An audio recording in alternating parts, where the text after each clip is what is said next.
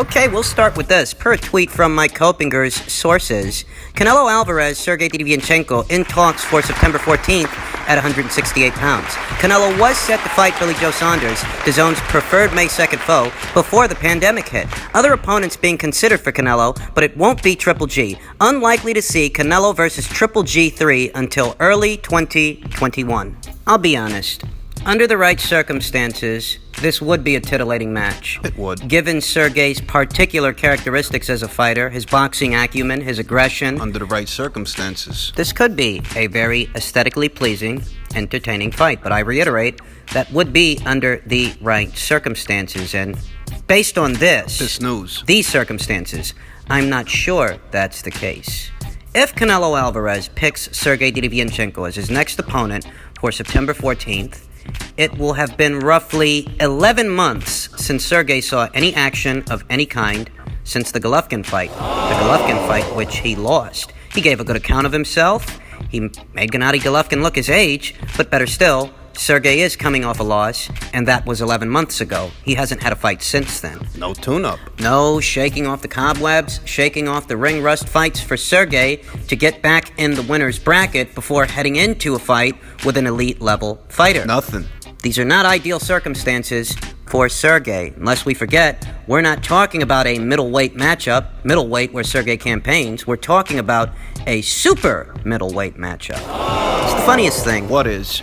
I myself expressed some desire to see Sergey fight the likes of a Demetrius Andrade, perhaps even a Jermall Charlo, the kind of guys whose resumes could use a little bit more substance, the kind of guys who still have something to prove, more or less. Those would be intriguing fights. I think there would be a little bit more intrigue in association with a Derevyanchenko versus Andrade or a Derevyanchenko versus Charlo, because those two fighters have a lot to prove, and against Sergey, they would get the opportunity to prove it, to prove themselves. Sort of. Idealize the situation a little further. Sergey gets a tune-up fight and goes into a fight with an Andrade or goes into a fight with a Charlo, and in going into those fights, it would then be idealized as, at minimum we know, that Sergey Derevyanchenko is a solid fighter. Yeah. That much we can deduce. And the air of intrigue, as it were, would be seeing how Andrade handles this solid fighter, or how Jermall Charlo handles this solid fighter. Compared to a Jacobs. Or compared to a Golovkin. Guys who Sergey's fought before. That would be the selling point. That would be the intrigue. Finding out how Demetrius or Jermall handle this solid guy. But when it comes to Canelo, It's different. I think it's safe to say that Canelo Alvarez is a bit more proven than either of those two guys. I think it's safe to say that at middleweight, at super middleweight, light heavyweight to some degree. I think it's safe to say that Canelo doesn't actually have the questions hanging over his head that those two fighters have. Over theirs. I think Canelo's victory over Daniel Jacobs, the 24 rounds that Canelo fought against Gennady Golovkin, regardless of how you scored it. Win or lose. I think in those instances, Canelo has certainly proven a lot more than either Demetrius Andrade or Jermall Charlo. So for Canelo, it's really not the same thing. Fighting Sergey, and under these circumstances which really aren't ideal for Sergey Derevyanchenko. 11 months of inactivity, coming off a loss and moving up in weight. Right. At 168. Sergey, he doesn't have the biggest frame, you know. I mean, he doesn't have the ideal dimensions to campaign as a super middleweight. He's one of the shorter, stumpier middleweights in the middleweight division. 160. Who's to say that going up to 168 pounds, figuratively speaking, of course, won't render him slow and sluggish? It might. Nowhere near as sharp as he is at middleweight. Who's to say that that climb won't affect his implementation, having to carry that extra weight that he would have normally shed to make the middleweight limit? I don't know about this fight. It's almost like I like the fight. I think it could be a good fight. But what I don't like is the timing. That's it. If Canelo's very next fight is going to be at 168 pounds, why doesn't he just fight someone who campaigns at 168 pounds? Why not? Why not Saunders? It would be for a full-fledged world title. It would afford Canelo Alvarez the opportunity to become a full-fledged four-division champion. Saunders is up for it. In front of an audience or behind closed doors. Saunders is on board. I don't see what the problem is here. I don't see what's stopping them from going ahead with that fight. I don't see why they can't just proceed as planned. I mean, for fighting a middleweight, who the night of the fight will have been out of action for about 11 months, why not just fight a super middleweight who will have been out of action for 10 months? Billy's time away from the ring is just about the same as Sergey's. Sergey's been out of action, will have been out of action for 11 months the night of the fight, and Billy will have been out of action 10 months the night of the fight. They were to go with Billy instead of Sergey. The difference being that Billy is a super middleweight.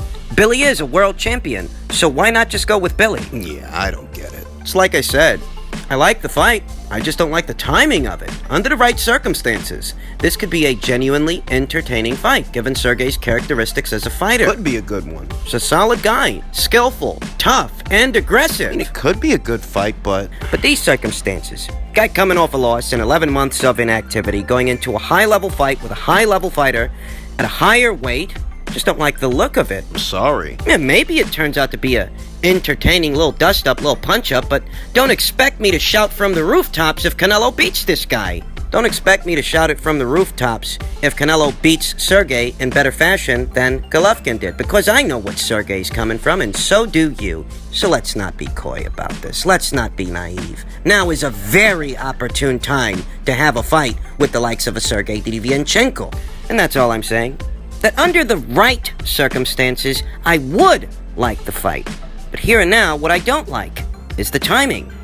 In other news, Adrian Broner embraces the idea of a Virgil Ortiz showdown. Adrian Broner has repeatedly demanded a $10 million payday in order to bring him out of his claimed retirement.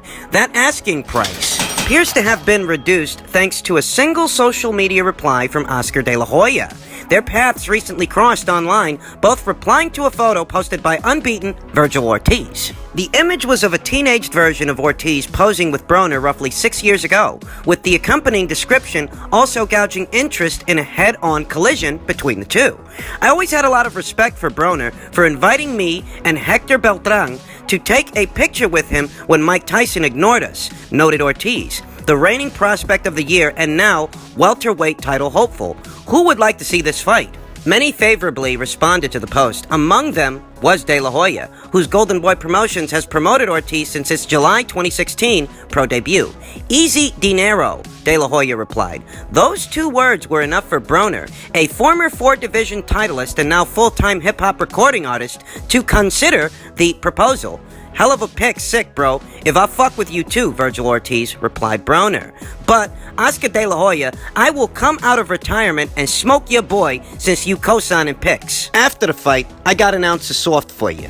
Yeah, I'm not expecting this thing to get past Instagram. I'm sorry. I could sit here entertaining the match like some others might. I could sit here and tell you that I have absolutely no faith in Adrian Broner's drive, his ambition, and his hunger to establish himself, re-establish himself, I should say, as an elite-level fighter. Because the truth is, this guy hasn't won a fight in years. It's reality. The last time the guy won a fight was in 2017 against Adrian Granados, and that was a split decision win. Right? So put simply, I've more stock in what I've seen so far from a greenhorn in Virgil Ortiz than anything Adrian Broner brings to the table, which isn't a lot. Adrian Broner hasn't had a fight since January of last year, you understand.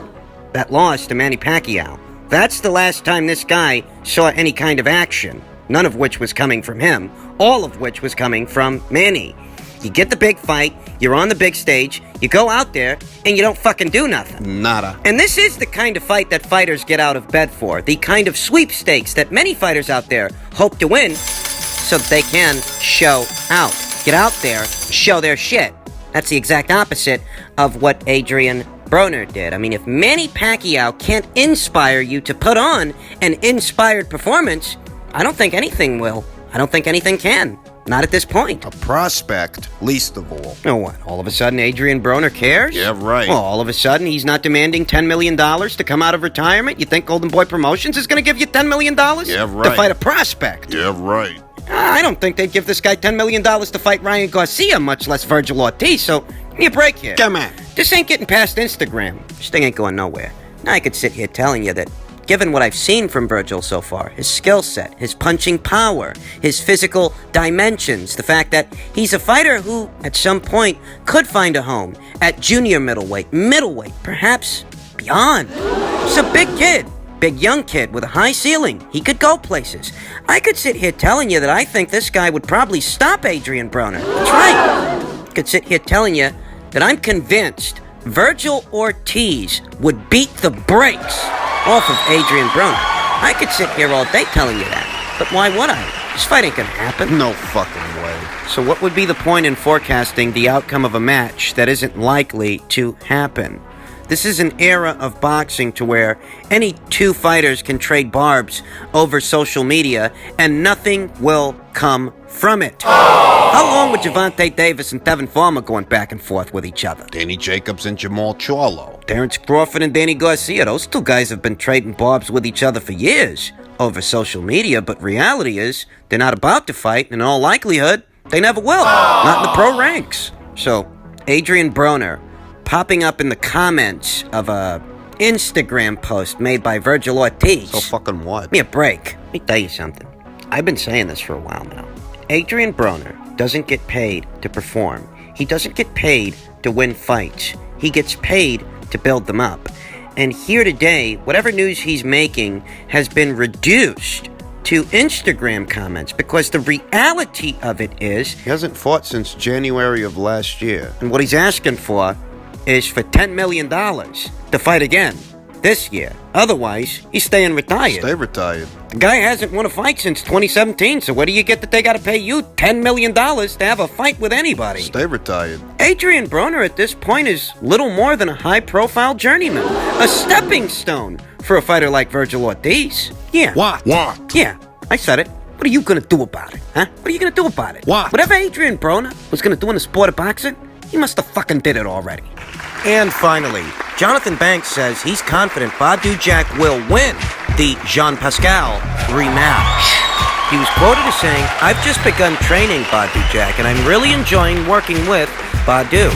He is such a talented fighter, and I believe he can no doubt become a world champion once again. I would love the Pascal rematch for Badou. I believe he won the first fight, and if the fight was to come around again, I would love for Badou to fight Pascal again, and I'm confident Badou would win in even better fashion this time around." Now, this confirms what I've been telling you guys for weeks and months, that in all likelihood, what we're going to see from Badou, Jean Pascal, and Marcus Brown is a round-robin situation where these guys are playing musical chairs with what is a baby belt. The belt that Jean Pascal is in possession of is not the full version of the WBA title at 175. It's the lesser version of Dimitri Bivol's title. The version of the title that Jean Pascal himself challenged Dimitri Bivol for back in 2018. He was unsuccessful. Now, Jean Pascal is currently in possession of a baby belt he won by upsetting the then undefeated Marcus Brown. That's all well and good. That's actually a solid victory for Jean Pascal, especially at this point in his career. He's in the twilight of it.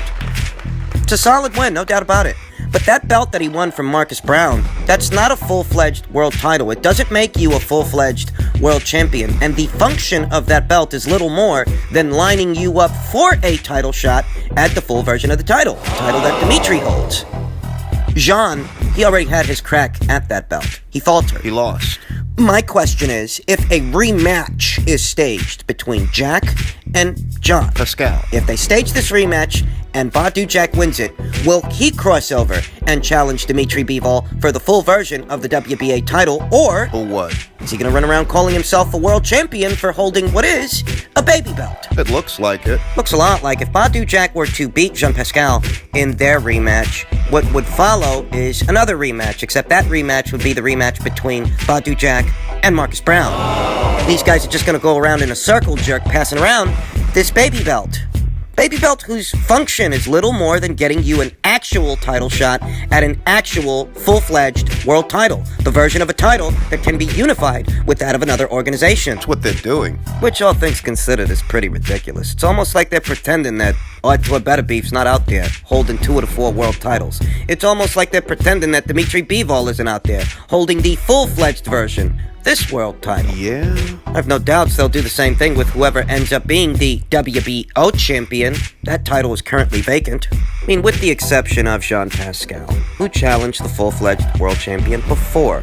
With the exception of Jean, it does kind of seem like Badu Jack and Marcus Brown are deliberately isolating themselves from everyone else, from the rest of the weight class, making this round robin rather ho-hum and inconsequential to the rest of the division. I could sit here telling you that I don't actually think Jack lost that Pascal fight.